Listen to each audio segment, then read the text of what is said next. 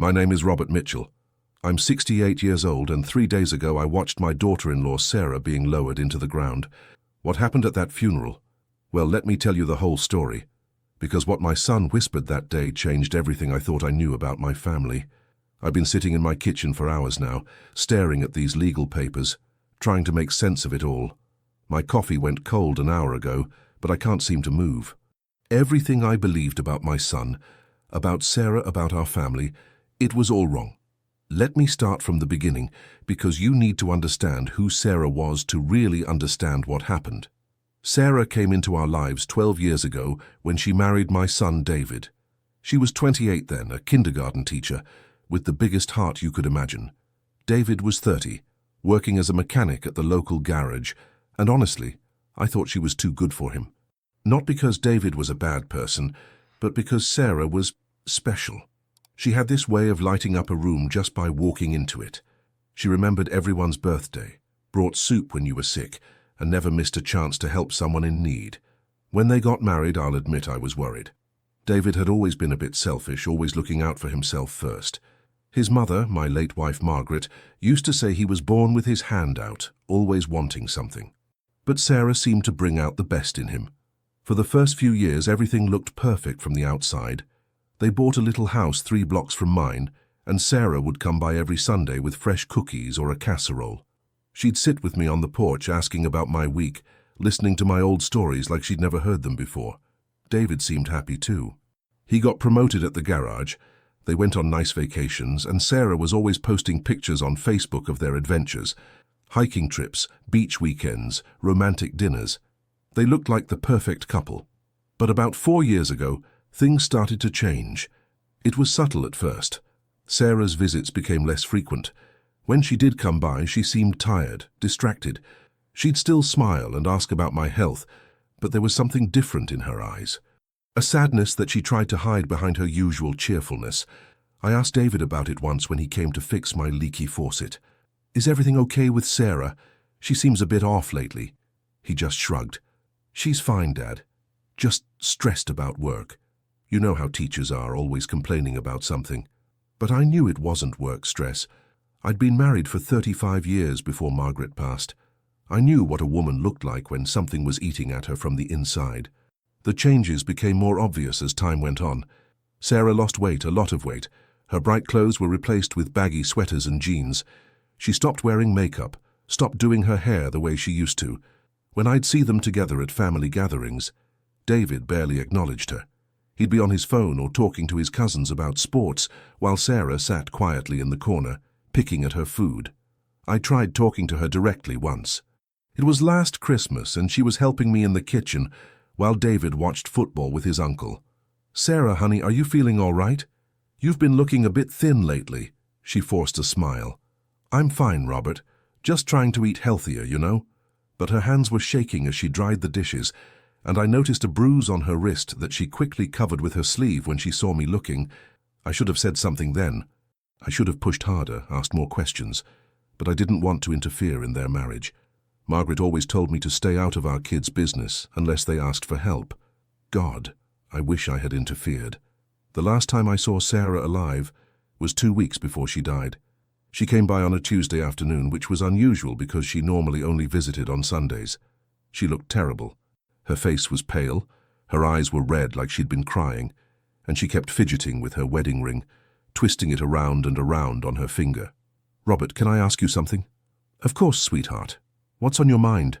She was quiet for a long time, staring out my kitchen window at the bird feeder Margaret had put up years ago. Do you think people can really change? Like, fundamentally change who they are?" It was such an odd question. "I suppose they can with enough motivation. Why do you ask?" She shook her head. "Never mind, it's silly." But then she did something that still haunts me. She reached across the table and grabbed my hand, squeezing it tight. "Robert, I want you to know that you've been like a real father to me. My own dad died when I was little, and you filled that space. I hope you know how much that meant to me." It sounded like goodbye. The way she said it, the tears in her eyes, the desperate grip on my hand, it sounded like she was saying goodbye. "Sarah, what's wrong? You're scaring me." She let go of my hand and stood up quickly. Nothing's wrong. I just wanted you to know, that's all. I should go. David will be home soon. That was the last conversation we ever had. 3 days later, David called me at 6 in the morning. His voice was shaky, almost panicked. Dad, you need to come over.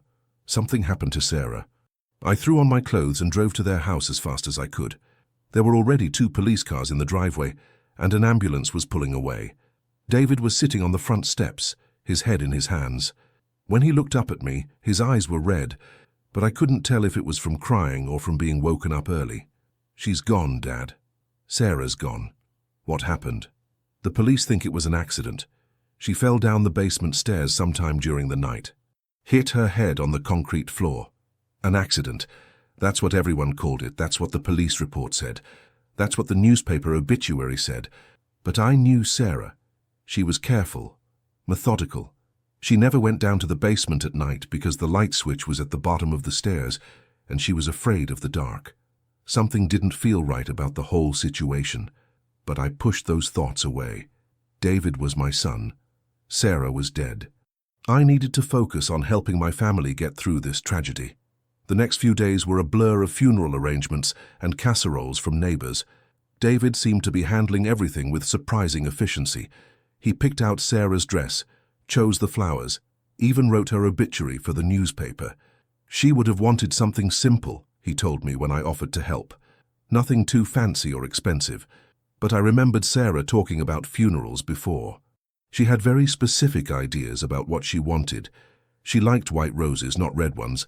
She wanted classical music, not hymns. She wanted people to wear bright colors, not black. David's choices were the opposite of everything Sarah had ever said she wanted. When I mentioned this to him, he got defensive. Dad, people change their minds about things.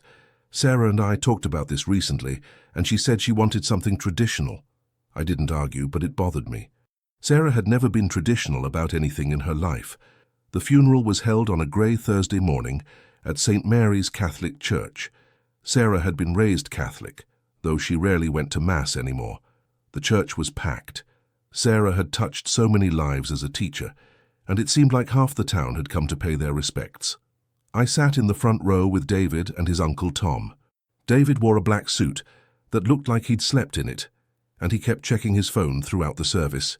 Father Martinez gave a beautiful eulogy about Sarah's kindness and dedication to her students. Several of her fellow teachers spoke about her passion for education and her gentle way with difficult children, but something felt off about the whole service. The flowers were wrong, the music was wrong, even the readings were different from what Sarah would have chosen. It was like David had planned a funeral for a completely different person, but it was when they were lowering the casket into the ground that everything changed. We were all standing around the gravesite. I was watching the casket disappear into the earth, thinking about all the Sunday dinners Sarah would never cook again, all the conversations we'd never have. That's when I heard David whisper something under his breath. He thought no one was listening, but I was standing right next to him. "We're free now." I turned to look at him, thinking I must have misheard, but he was staring down at the casket with an expression I'd never seen before. Relief. Pure, undisguised relief. My blood ran cold. What kind of man says we're free now at his wife's funeral? I looked around to see if anyone else had heard, but everyone was focused on the ceremony. The priest was saying the final prayers. People were throwing flowers onto the casket, and David was standing there looking like a weight had been lifted off his shoulders. After the burial, everyone went back to the church hall for lunch. I couldn't eat anything. I kept thinking about those 3 words, trying to convince myself I'd heard wrong, but then I noticed something else strange. David wasn't acting like a grieving widower. He was laughing with his cousins, telling jokes, even flirting with one of Sarah's younger teacher friends.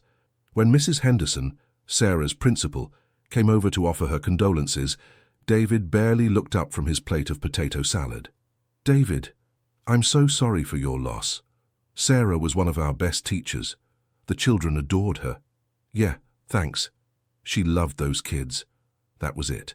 No emotion, no stories about Sarah, no acknowledgement of the woman he'd supposedly loved for 12 years. I watched him throughout the lunch, and his behavior became more and more disturbing. He was accepting condolences with a casual thanks or appreciate it, like people were congratulating him on a job promotion instead of offering sympathy for his wife's death. When Sarah's best friend Maria tried to share a memory about Sarah's kindness, David interrupted her. "Yeah, Sarah was always helping people. Sometimes too much, you know. She never knew when to say no." The way he said it, with that slight edge of irritation, made my stomach turn. I was starting to feel sick to my stomach. The next morning I got a call from Harold Brennan, Sarah's lawyer. I didn't even know Sarah had a lawyer. "Mr. Mitchell, I need to schedule a reading of Sarah's will. Can you come to my office tomorrow at 2 o'clock? Her will? I didn't know she had one. She did, and you're named as a beneficiary. David will be there as well, along with a few other people." I spent the rest of that day wondering what Sarah could have possibly left me. We weren't blood relatives, and while we were close, I couldn't imagine why she'd include me in her will. I also couldn't stop thinking about David's behavior at the funeral. The more I replayed it in my mind, the more wrong it seemed. That evening I decided to drive by David and Sarah's house. I'm not sure what I was looking for, but I needed to see the place where Sarah had died. The house looked normal from the outside. The porch light was on. David's truck was in the driveway, and there were still flowers and sympathy cards on the front steps from neighbors. But as I sat in my car across the street, I noticed something odd. Through the living room window I could see David on the phone, and he was laughing. Not just smiling, but actually laughing, like someone had told him a funny joke. It had been less than 24 hours since we buried his wife. I drove home feeling more confused and disturbed than ever. Harold Brennan's office was in an old brick building downtown. When I arrived, David was already there, sitting in the waiting room and scrolling through his phone.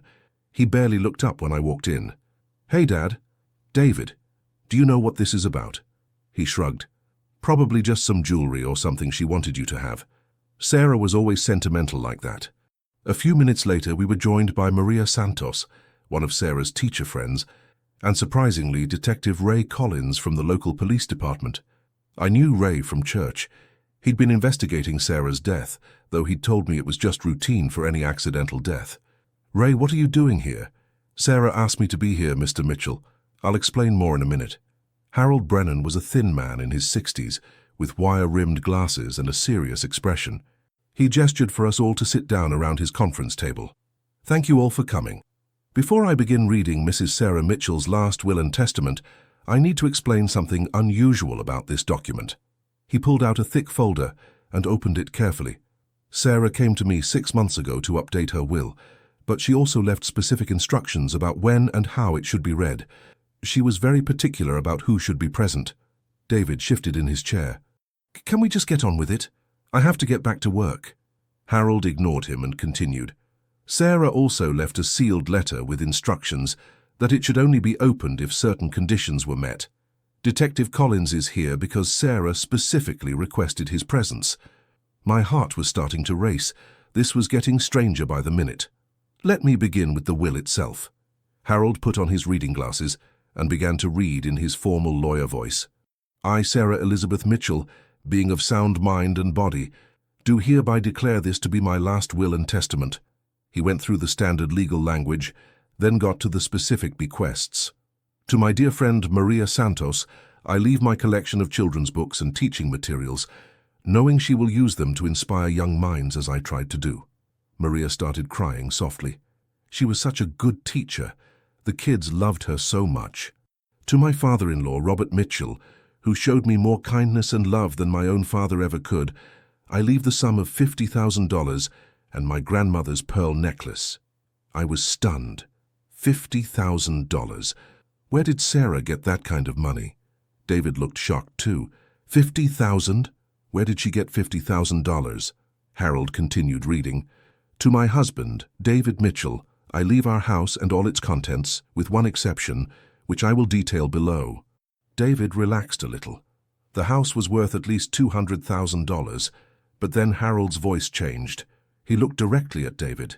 "However, there is a condition attached to David's inheritance.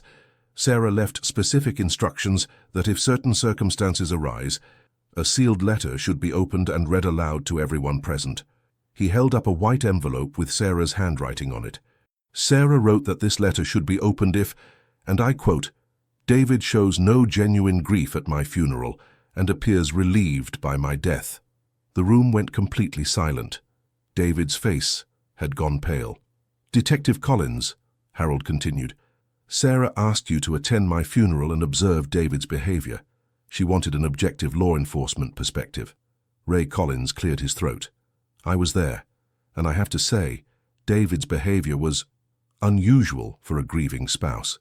"This is ridiculous," David said, standing up. "You can't judge how someone grieves. People handle death differently." "Sit down, David," Harold said firmly. "There's more." David slowly sat back down, but his hands were shaking now. Harold carefully opened the sealed envelope and pulled out several sheets of paper, covered in Sarah's neat handwriting. "This is a letter from Sarah, written 2 weeks before her death. She asked that it be read aloud if the conditions were met."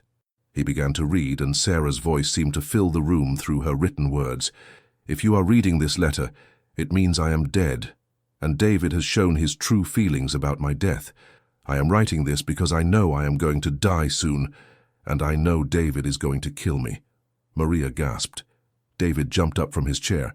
"This is insane. Sarah was depressed. She was paranoid. You can't believe anything she wrote." "Sit down," Ray Collins said, and his voice had the authority of a police officer. "Let him finish reading." Harold continued. "I know this sounds crazy, but I have been living in fear for the past 2 years. David has been physically and emotionally abusing me, and the abuse has been getting worse." My hands were gripping the arms of my chair so tightly, my knuckles were white. This couldn't be true. I would have known. I would have seen the signs. But even as I thought that, I remembered the bruise on Sarah's wrist, the weight loss, the sadness in her eyes. The first time David hit me was 3 years ago. I had burned dinner because I was grading papers and lost track of time. He slapped me across the face and told me I was worthless. Then he cried and apologized and promised it would never happen again. Harold paused and looked at David, who was staring at the table, his face red with anger or embarrassment. "But it did happen again. And again. At first it was just slaps when I did something wrong, then it was punches, then it was worse. I felt like I was going to be sick. My sweet, gentle Sarah had been living in hell, and I had no idea. David has been very careful to only hit me where the bruises won't show. He's also very good at making me believe it's my fault. When I'm clumsy, when I'm stupid, when I don't do things the way he wants them done." Maria was crying openly now. Why didn't she tell someone? Why didn't she ask for help? Harold continued reading. "I know people will wonder why I didn't leave, why I didn't tell anyone. The truth is, I tried. I went to a women's shelter 6 months ago, but David found me. He convinced them I was having a mental breakdown, that I was imagining things. He's very charming when he wants to be." That was true. David had always been able to talk his way out of trouble, ever since he was a kid. "When I came home, David was furious. He said if I ever tried to leave again, he would kill me and make it look like an accident. He said no one would believe me because I had no proof, and everyone thought he was such a good husband." Ray Collins was taking notes now, and I could see he was treating this as more than just a will reading. 2 weeks ago, David told me he was tired of being married to me. He said I was boring, that I was holding him back, that he wished I would just disappear. But he also said he would never give me a divorce because he didn't want to split our assets. Harold turned the page and continued. "That's when I realized he was going to kill me. The way he looked at me when he said it, the coldness in his eyes. I know my husband, and I know when he's made up his mind about something." David finally spoke up. "This is all lies. Sarah was mentally ill. She was paranoid and delusional." "Then explain the $50,000, Harold said quietly. "What?" "The $50,000 Sarah left to your father. Where do you think that money came from?" David looked confused. "I don't know. Her savings?" Harold smiled grimly. "Sarah didn't have any savings, David. You made sure of that. You controlled all the finances, didn't you?" David didn't answer. "The $50,000 came from a life insurance policy Sarah took out on herself 6 months ago. She named Robert as the beneficiary and paid the premiums with money she saved by skipping lunch every day." I was starting to understand. Sarah had been planning for her own death. Harold continued reading the letter. "I know David is going to make my death look like an accident. He's been talking about how dangerous our basement stairs are, how someone could easily fall and hit their head." Ray Collins looked up from his notes. David, you mentioned the basement stairs to me when I interviewed you about Sarah's death. You said Sarah was always worried about falling down them. So what? She was worried about them. But according to this letter, you were the one who brought up the stairs, not her. Harold kept reading. I've been documenting everything I can. I've hidden a camera in our bedroom that records everything. I've also been keeping a diary of every time David hits me, every threat he makes. David's face went white. A camera? What camera? The camera that recorded you pushing Sarah down the basement stairs, Ray Collins said, standing up. The camera that recorded you checking to make sure she was dead before calling 911. The room erupted. David jumped up and tried to run for the door, but Ray was faster. He grabbed David's arm and spun him around. David Mitchell, you're under arrest for the murder of Sarah Mitchell. As Ray read David his rights, Harold finished reading Sarah's letter. If you are reading this, it means David killed me as I knew he would. But it also means he didn't get away with it. I hope my death will at least serve to protect other women from him. Harold folded the letter carefully. There's one more thing. Sarah left detailed instructions about where to find the hidden camera and her diary. She also documented David's affair with a woman named Jennifer Walsh. An affair, of course there was an affair. Detective Collins, Sarah's letter includes the location of evidence that should be enough to convict David of premeditated murder. As they led David away in handcuffs, he looked back at me with pure hatred in his eyes. This is your fault, old man. You turned her against me. But I knew that wasn't true. David had turned Sarah against him all by himself, one punch at a time. After everyone left, I sat alone in Harold's office, trying to process everything I'd learned. Mr. Mitchell, are you all right? I looked up at Harold, this stranger who had known more about my daughter-in-law's suffering than I had. She came to see me 2 weeks ago. She said goodbye, but I didn't understand. I should have known something was wrong. Harold sat down across from me. Sarah didn't want you to know. She was protecting you. Protecting me from what? From David. She was afraid that if you knew what was happening, you'd confront him, and he might hurt you too. Harold handed me another envelope. She left this for you personally. With shaking hands, I opened it and read Sarah's final words to me. Dear Robert, if you're reading this, then you know the truth about David and about my death. I'm so sorry you had to find out this way. I'm sorry I couldn't tell you while I was alive, but I was afraid David would hurt you if he knew you were trying to help me. I had to stop reading for a moment to wipe my eyes. You were the best father-in-law a woman could ask for.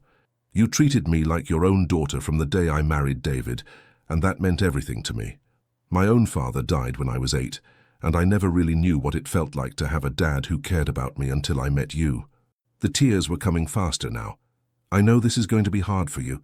David is your son, and despite everything he's done, I know you love him. But please don't blame yourself for who he became. You raised him with love and kindness, but some people choose darkness no matter how much light they're given. Harold handed me a tissue and I continued reading. I hope you'll use the money I left you to do something that makes you happy. Maybe take that trip to Ireland you always talked about. Maybe fix up your garden the way Margaret always wanted. Whatever you do, please don't spend it on David's legal defense. Even in death, Sarah was thinking about my well-being. I also hope you'll remember me as I was when we first met, not as the broken woman I became. Remember our Sunday dinners, our talks on the porch, the way we used to laugh at your old stories. Remember that I loved you like a real father, and that love was the one pure thing in my marriage. I had to put the letter down. I couldn't see through my tears. Harold waited patiently while I composed myself. Then I finished reading. Please don't let David's actions poison your memories of our family. We had some good times, especially in the beginning. Hold on to those and let the rest go. You deserve peace in your remaining years, Robert. You deserve to be surrounded by people who love and appreciate you. The letter was signed simply, "With all my love, Sarah." I folded the letter carefully and put it in my jacket pocket, right over my heart. Harold, what happens now? Now the police investigate. With the evidence Sarah left behind, David will likely be convicted of first-degree murder. He'll probably spend the rest of his life in prison. I nodded. It was what he deserved, but it didn't make it any easier. He was still my son. What about Sarah's funeral? Should I have done something different? Harold shook his head. Sarah planned her own funeral, Mr. Mitchell. She chose the readings, the music, even the flowers. She wanted it to be a celebration of her life, not a mourning of her death. But that's not what happened. David changed everything. I know. Sarah expected he would. That's why she left specific instructions with me about what she really wanted. She knew David would plan a funeral that suited him, not her. Harold pulled out another folder. She asked me to give you this after the will reading. Inside was Sarah's real funeral plans. White roses, classical music, readings from her favorite poems, and a request that people wear bright colors to celebrate her life, not mourn her death. She wanted you to know what she really wanted, even if she couldn't have it. That sounded like Sarah. Always thinking of others, even when planning her own goodbye. I drove home slowly, taking the long way through town. I passed the elementary school where Sarah had taught, and I could see her classroom window from the street. There were drawings and decorations still taped to the glass, probably from her last group of students.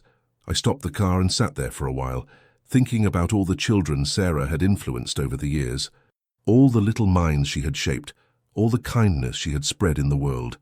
David had taken that away from all of us. When I finally got home, I sat on my front porch with a cup of coffee and Sarah's letter. The sun was setting, and I could hear children playing in the neighborhood. Margaret's bird feeder was empty, so I filled it with fresh seed. Sarah always used to comment on how many different birds came to visit. "Look, Robert, there's a cardinal." Margaret always said cardinals were messages from heaven.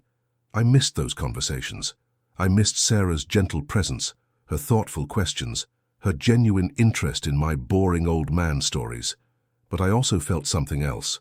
Relief. Not the sick relief David had felt at her funeral, but relief that Sarah was finally free from pain. Relief that she was no longer living in fear. And strangely, I felt proud of her. Proud that she had been brave enough to plan for her own death, to make sure David wouldn't get away with murder. Proud that even in her darkest moments, she had thought about protecting me. The next few months were difficult. David's trial was all over the local news. The hidden camera footage was damning. It clearly showed David pushing Sarah down the stairs, then waiting several minutes before calling for help. The diary Sarah had kept was even worse. Page after page of documented abuse, threats, and David's growing resentment of their marriage.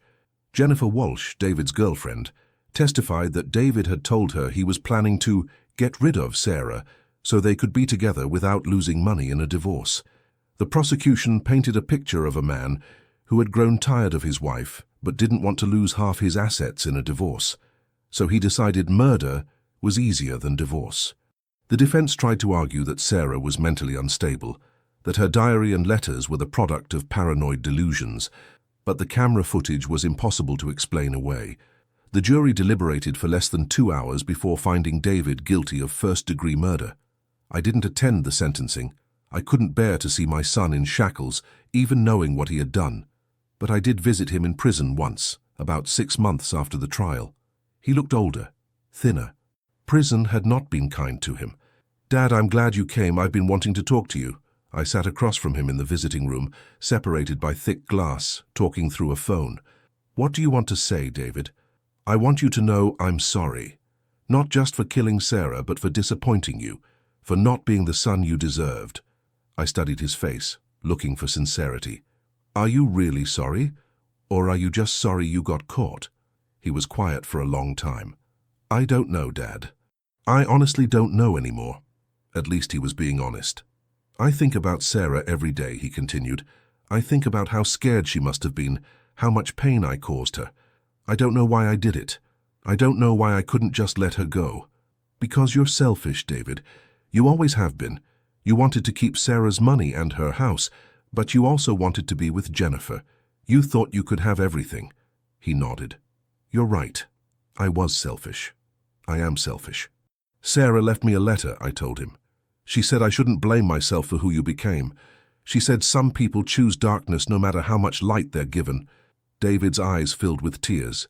"She was too good for me. She was too good for this whole family." "Yes, she was."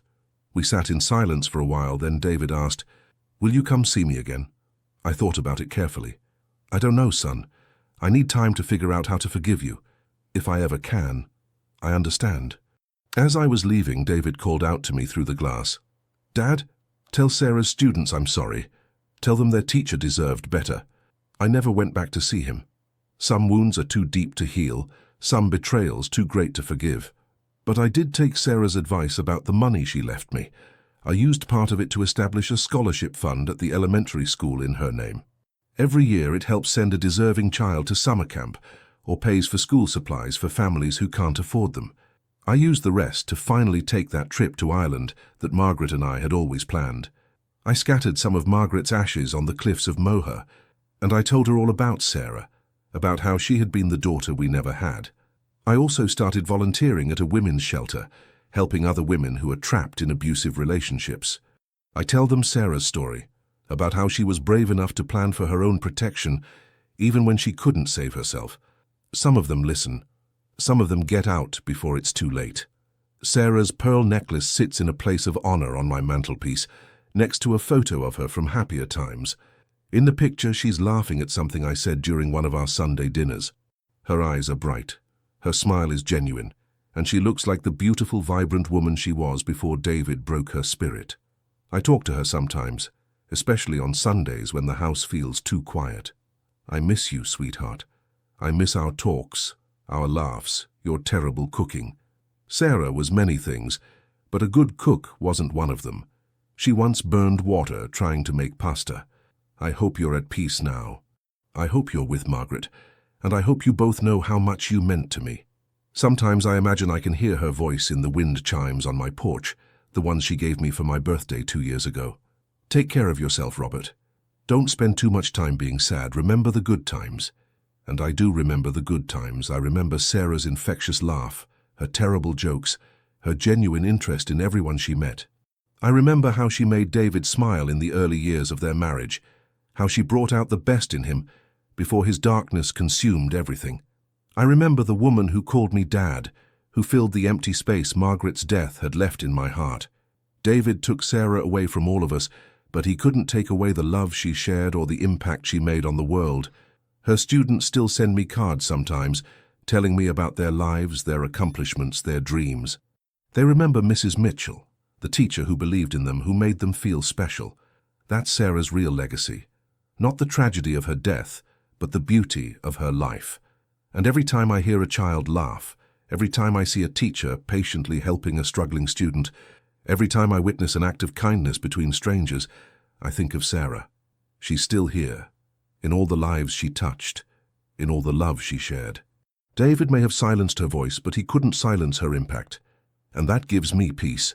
3 years have passed since Sarah's funeral, since I heard my son whisper those terrible words over his wife's grave. 3 years since I learned the truth about the woman I thought I knew and the son I thought I had raised.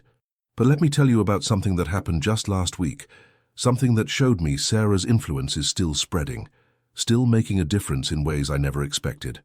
I was at the grocery store, struggling to reach a box of cereal on the top shelf.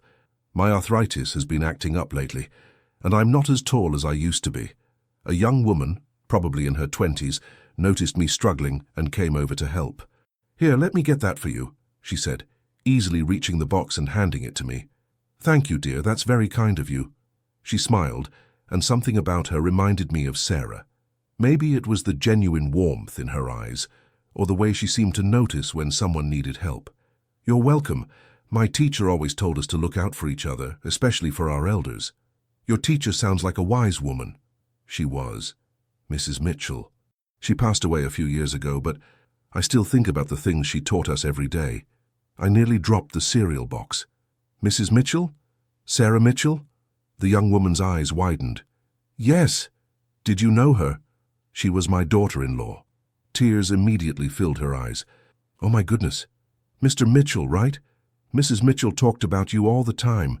She said you were like a real father to her."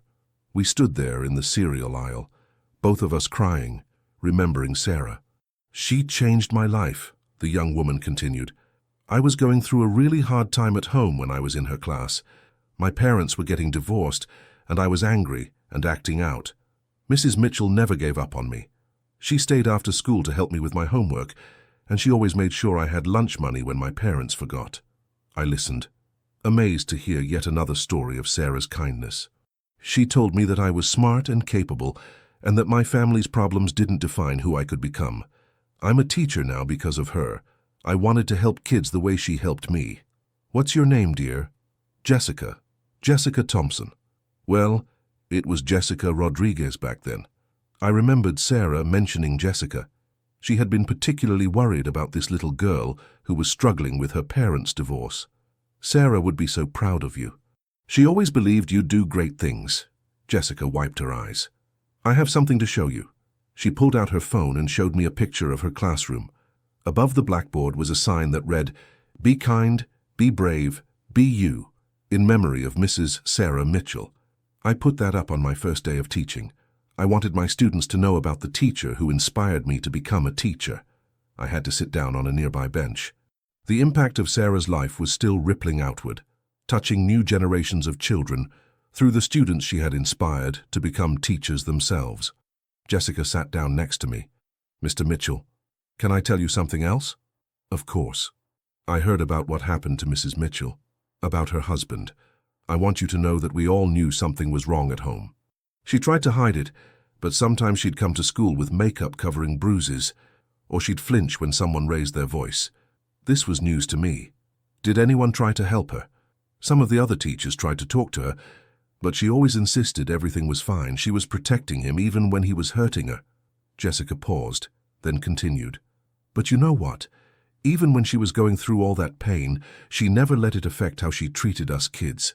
She was still patient, still kind, still made us feel like we were the most important people in the world when we were in her classroom."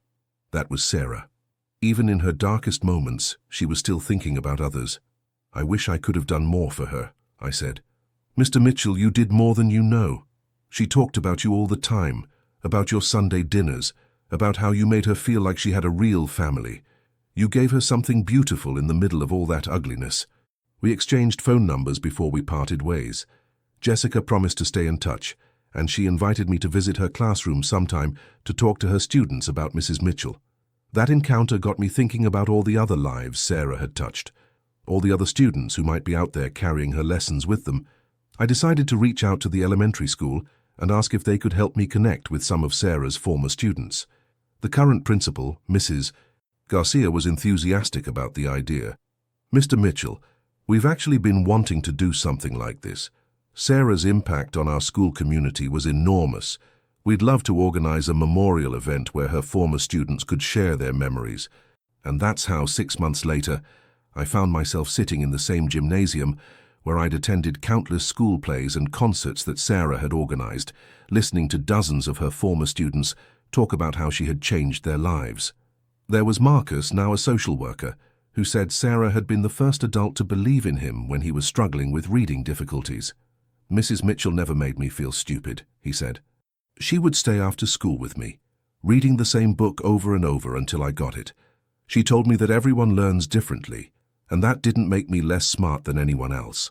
There was Amy, now a nurse, who said Sarah had taught her that helping others was the most important thing you could do with your life. I was a shy kid, really quiet, but Mrs. Mitchell saw something in me. She made me her classroom helper, and she taught me that even small acts of kindness could make a big difference. That's why I became a nurse. There was Carlos, now a police officer, who said Sarah had helped him channel his anger into something positive when he was getting into fights every day. I was angry all the time back then. My dad had left, my mum was working 3 jobs, and I felt like nobody cared. But Mrs. Mitchell cared. She didn't just punish me when I acted out. She talked to me, really listened to me. She helped me understand that my anger was really just hurt, and she taught me better ways to deal with it. Story after story, life after life, that Sarah had touched and changed for the better. But the most powerful testimony came from a young woman named Emma, who was now about 25 years old. "Mrs. Mitchell saved my life," she said simply. "When I was in her class, my stepfather was abusing me. I was too scared to tell anyone, but Mrs. Mitchell noticed that I was always tired, always sad, always wearing long sleeves even in hot weather. The room was completely silent as Emma continued. She didn't push me to talk, but she made sure I knew her classroom was a safe place. She started keeping granola bars in her desk for me, because she noticed I never had lunch. She let me stay after school to help her, but really she was just making sure I didn't have to go home right away." Emma's voice was shaking now, but she kept going. "One day I finally told her what was happening at home. She didn't panic. She didn't make me feel like it was my fault. She just held me while I cried, and then she helped me tell the right people so I could get help. Emma looked directly at me. Mr. Mitchell, your daughter-in-law didn't just teach me math and reading. She taught me that I deserved to be safe, that I deserved to be loved. She saved my life, and I think about her every single day. By the time the memorial event was over, I was emotionally drained but also filled with a sense of peace I hadn't felt since Sarah's death. These people, these lives she had touched, they were Sarah's true legacy. Not the money she left me, not even the evidence that put David in prison, but the love and kindness she had spread throughout her too short life. After everyone left, I sat alone in the empty gymnasium, thinking about Sarah and about the ripple effects of a life well lived. Mrs. Garcia came over and sat next to me. Mr. Mitchell, thank you for organizing this. I think Sarah would have been amazed to see how many lives she touched. I think she knew, I said. I think that's what kept her going. Even when things were so bad at home, she knew she was making a difference. Mrs. Garcia nodded. We're going to make this an annual event, the Sarah Mitchell Memorial, where we celebrate teachers who go above and beyond for their students. She would have loved that. As I drove home that night, I thought about the conversation I'd had with Sarah just 2 weeks before she died. She had asked me if people could really change, fundamentally change who they were. I think I finally understood what she was really asking.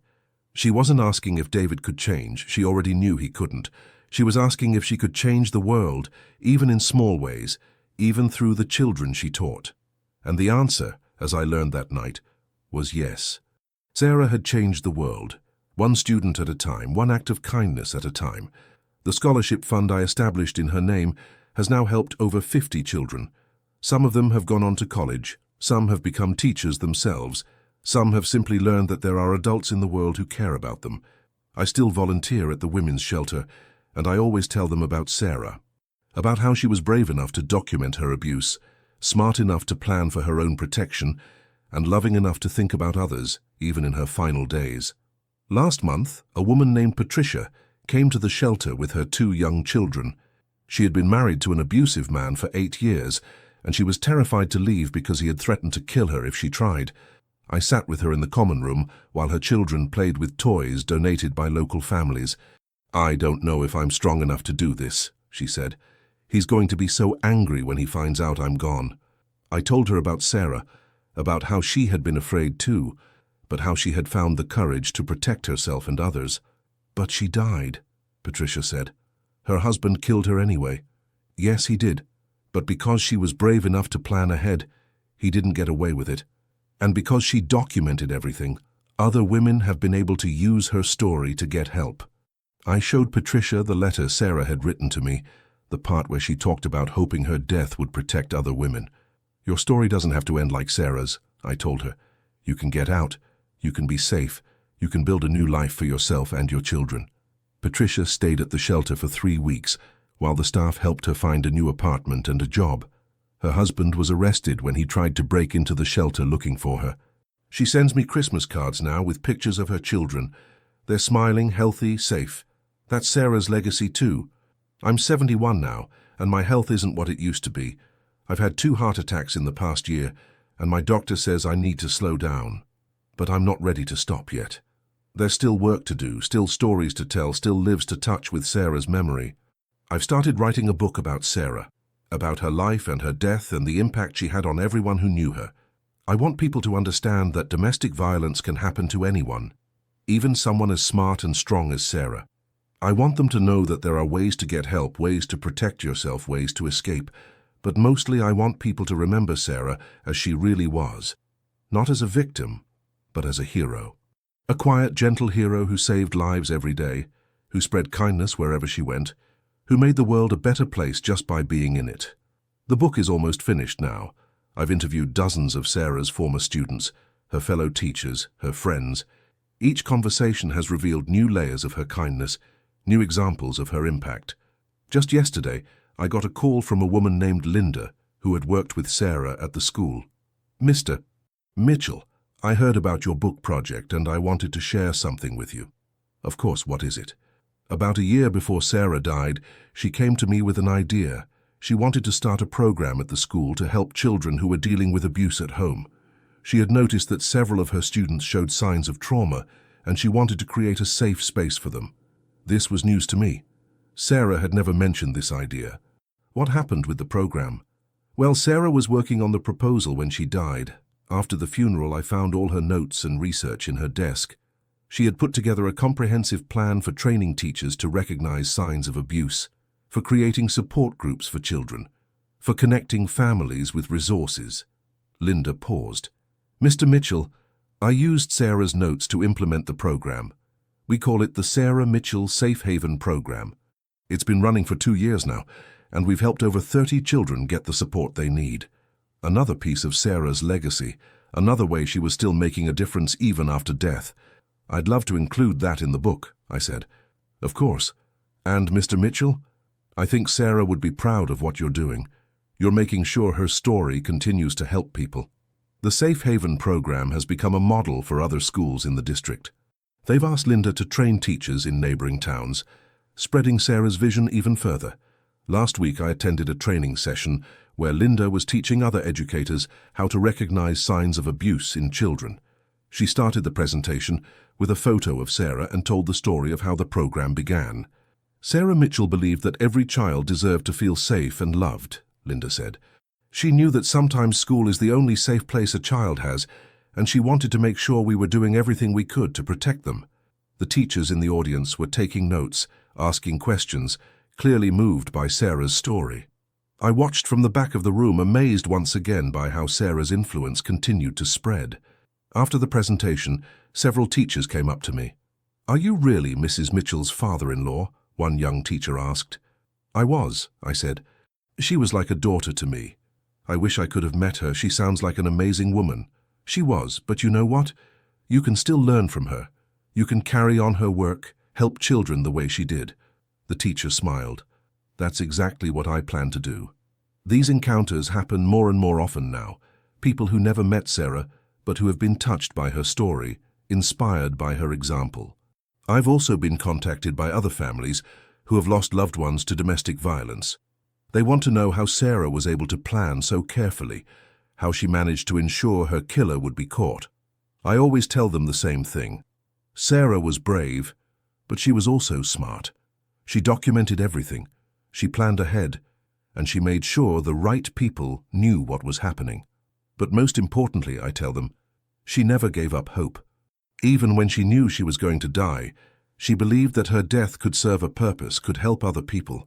One woman, whose sister had been killed by her husband, started a foundation in her sister's name. Another family used their daughter's story to push for stronger domestic violence laws in their state. Sarah's courage is inspiring others to be courageous too. I think about that a lot these days. How one person's life, even a life cut short, can continue to make a difference long after they're gone. Sarah taught kindergarten for 12 years. In that time, she probably taught around 300 children. But her influence doesn't stop there. Those children grew up and became parents, teachers, nurses, police officers, social workers. They're passing on the lessons Sarah taught them to their own children, their students, their patients. And now through the Scholarship Fund, the Safe Haven program, the book I'm writing, and all the people who have been inspired by her story, Sarah's influence is reaching people she never could have met in life. That's the power of love, of kindness, of choosing to make a difference even when it's hard. I've been thinking a lot about my own legacy too. I'm 71 years old, and I know I don't have many years left. What will people remember about me when I'm gone? I hope they'll remember that I loved Sarah like a daughter, that I fought for justice for her, that I used the time I had left to honor her memory and help other people. But mostly, I hope they'll remember that I learned from her example, that even in my grief, even in my anger at David, I chose to focus on love instead of hate, on helping instead of hurting. That's what Sarah would have wanted. Last Sunday, I was sitting on my porch reading the newspaper when a little girl from the neighborhood came up to my fence. "Mr. Mitchell," she said shyly. "Yes, sweetheart? My mom says you knew a teacher who was really nice to kids." I did. Her name was Mrs. Mitchell. Was she really nice? She was the nicest person I ever knew. The little girl thought about this for a moment. I want to be a teacher when I grow up. I want to be nice to kids too. I think that's a wonderful idea. Mrs. Mitchell would be very proud of you. The little girl smiled and ran back to her house.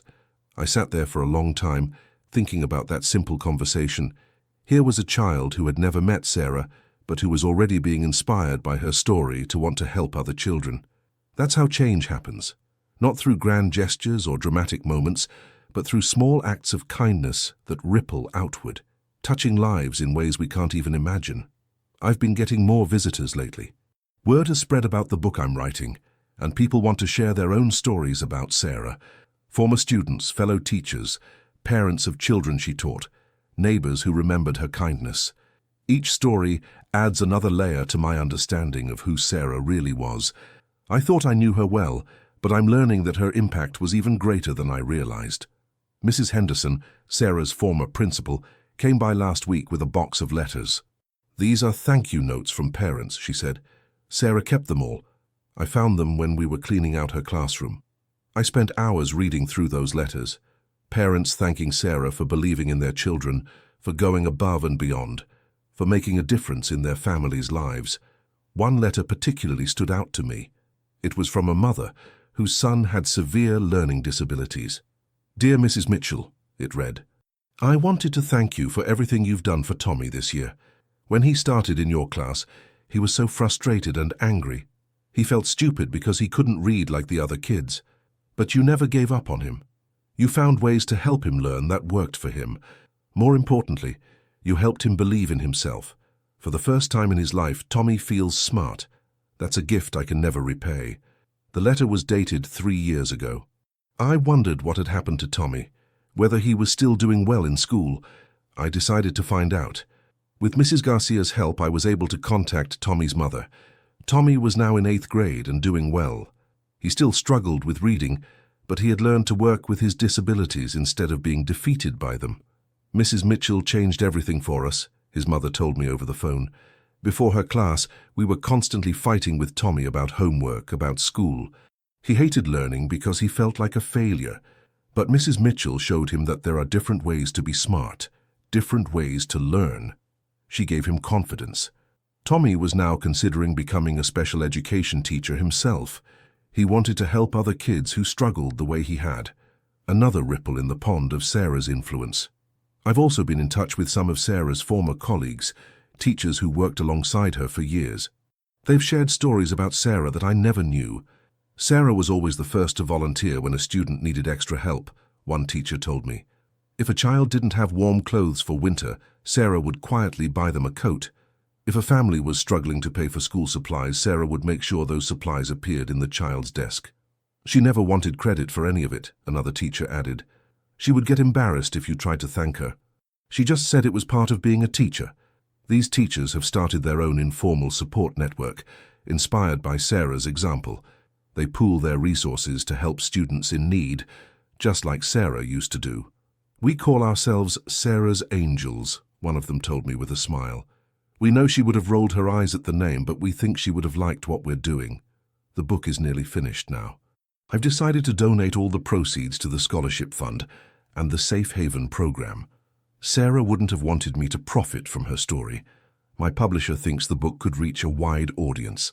She says stories like Sarah's are important, that they help people understand the reality of domestic violence and the strength it takes to survive it. "Your book could save lives," she told me. "If even one woman reads Sarah's story and finds the courage to leave an abusive relationship, then Sarah's death will have served a purpose.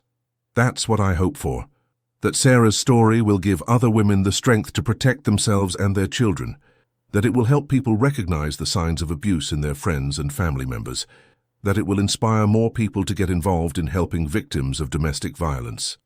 I've been invited to speak at several events about domestic violence awareness.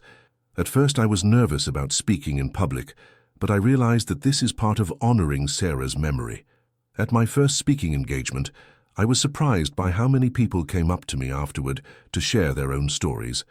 Women who had escaped abusive relationships, men who had recognized their own abusive behavior and sought help, family members who had lost loved ones to domestic violence. "Thank you for telling Sarah's story," one woman said to me.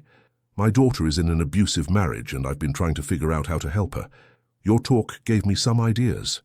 Another woman told me that she had been in an abusive relationship herself and had been afraid to leave. Hearing about how Sarah planned ahead, how she documented everything, it's given me hope that I can protect myself too. These conversations are difficult but important. They remind me that Sarah's story is still helping people, still making a difference. I've also been working with local law enforcement to help them better understand domestic violence cases. Detective Collins, who was at the will reading, has become a friend and advocate for victims' rights. Sarah's case changed how we investigate domestic violence, he told me. We look more carefully for hidden cameras, for documentation, for signs that the victim was planning ahead. Sarah was incredibly smart about how she gathered evidence. The police department now uses Sarah's case as a training example for new officers. They study how she documented the abuse, how she planned for her own protection, and how she ensured that her killer would be caught. We tell officers to look for the Sarah Mitchells, Detective Collins explained, the victims who seem to have it all together on the surface, but who might be planning for the worst-case scenario. This training has already helped solve other cases. Just last month, they found a hidden camera in another domestic violence case, evidence that helped convict an abuser who might otherwise have gotten away with murder. Sarah's legacy is growing in ways I never could have imagined. I've been thinking a lot lately about forgiveness. People often ask me if I've forgiven David, if I ever plan to visit him in prison again. The truth is, I don't know if I'll ever be able to forgive him completely. What he did to Sarah was unforgivable, but I've learned that forgiveness isn't really about David. It's about me, about not letting his actions poison the rest of my life. Sarah wrote in her letter that I shouldn't blame myself for who David became. She was right. I raised him with love, taught him right from wrong, gave him every opportunity to be a good man. The choices he made were his own. I've also learned that there's a difference between forgiving someone and excusing their actions. I may someday be able to forgive David for my own peace of mind, but that doesn't mean what he did was acceptable or that he shouldn't face the consequences. David is serving life in prison without the possibility of parole. He'll never hurt another woman the way he hurt Sarah. That knowledge gives me some comfort. I've heard from other inmates' families who struggle with similar feelings. The guilt, the shame, the confusion of loving someone who has done terrible things. I try to tell them what Sarah told me. We are not responsible for the choices other people make, even when those people are our children. It's a hard lesson to learn, but an important one. My health has been declining lately. The doctor says my heart is getting weaker, and I need to start thinking about end-of-life planning. I'm not afraid to die. I've lived a full life, and I know I'll see Margaret and Sarah again when my time comes. But I want to make sure that Sarah's story continues to be told after I'm gone. I've set up a foundation to manage the scholarship fund and support the Safe Haven program. The board includes Mrs. Garcia, Detective Collins, and several of Sarah's former colleagues. They'll make sure the work continues. I've also recorded video interviews about Sarah for the Foundation's website. Future generations will be able to hear her story directly from me to understand how much she meant to all of us. Jessica, the former student who became a teacher, has agreed to help coordinate the annual memorial event at the school. She's passionate about keeping Sarah's memory alive and inspiring new teachers to follow her example. Mrs. Mitchell saved my life, Jessica told me recently. Now it's my turn to save other kids' lives. That's how we honor her memory. The book will be published next month. I've already received advance copies, and holding Sarah's story in my hands is both heartbreaking and healing. The dedication reads, "For Sarah, who taught us that love is stronger than fear and that one person can change the world." I think she would have liked that. I've been spending more time lately looking through old photos of Sarah, pictures from family gatherings, holidays, quiet Sunday afternoons on my porch. In every photo she's smiling, laughing, radiating the warmth and kindness that made her so special. It's hard to reconcile these images with what I now know about her suffering. How did she manage to smile so genuinely when she was living in fear? How did she continue to spread joy when her own life was filled with pain? I think the answer is that Sarah understood something that many people never learn, that our circumstances don't have to define our character. Even in the darkest times, we can choose to be kind, to help others, to make a positive difference in the world. That's the lesson I want people to take from Sarah's story, not just the tragedy of her death, but the triumph of how she lived. Despite everything David put her through, she never stopped being the woman we all loved. She never stopped caring about her students, never stopped thinking about others, never stopped believing that love was more powerful than hate. That's the real miracle of Sarah's life. Not that she survived as long as she did, but that she remained herself until the very end. I've started having dreams about Sarah lately, not nightmares about her death, but peaceful dreams where we're sitting on my porch, talking and laughing like we used to. In these dreams, she always tells me the same thing. Don't be sad, Robert. I'm okay now. I'm free, and I'm at peace. Keep telling my story, keep helping people, and know that I love you. I wake up from these dreams feeling comforted, feeling like Sarah is still with me in some way. Maybe she is. Maybe love really is stronger than death, and the people we lose never truly leave us as long as we keep their memory alive. I know my time is running short. The doctors have given me maybe 6 months, maybe less, but I'm not afraid. I've done what I set out to do. I've honored Sarah's memory, I've helped other people, and I've made sure her story will continue to be told. When I die, I want people to remember that I loved Sarah like a daughter, that I fought for justice for her, and that I spent my final years trying to turn her tragedy into something that could help others. But mostly, I want them to remember Sarah herself, the teacher who believed in every child, the woman who chose kindness even in the face of cruelty, the hero who saved lives even after her own was taken. That's the legacy I want to leave behind. Not my own story, but hers. Sarah Mitchell was 40 years old when she died. In her short life, she touched hundreds of people, changed countless lives, and left the world a better place than she found it. She was murdered by a man who thought he could silence her voice, destroy her impact, erase her from the world. He was wrong. Sarah's voice is louder now than it ever was in life. Her impact grows stronger every day. Her memory will live on long after those who knew her are gone. That's the power of love. That's the triumph of good over evil. That's the proof that one person really can change the world. My daughter, my Sarah, forever loved, forever missed, forever remembered. And her story, her legacy, her impact on the world, that continues every day, in every life she touched, in every person who chooses kindness because of her example. That's how we defeat the darkness, not with violence or revenge, but with love, with kindness, with the simple, powerful act of caring for one another. Sarah understood that. She lived it every day of her life, and now it's up to the rest of us to carry that light forward. The sun is setting now as I finish writing this story. I can hear children playing in the neighborhood, their laughter carrying on the evening breeze. Somewhere a teacher is staying late to help a struggling student. Somewhere a woman is finding the courage to leave an abusive relationship. Somewhere a person is choosing kindness over cruelty. Sarah's influence continues to spread, one small act of love at a time, and that gives me peace.